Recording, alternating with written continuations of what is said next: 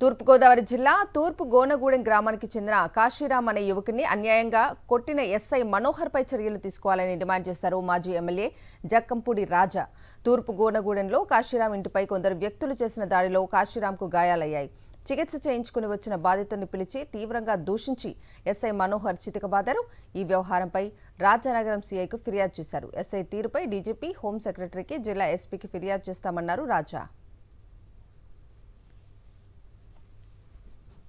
Register చేయకపోయినా లేకపోతే సంబంధించినటువంటి ఎస్ఐ మీద యాక్షన్ తీసుకోకపోయినా డెఫినెట్గా ఈ విషయాన్ని మాత్రం ఇంకా కాస్త సీరియస్గా తీసుకునేటటువంటి కార్యక్రమం జరుగుతుంది.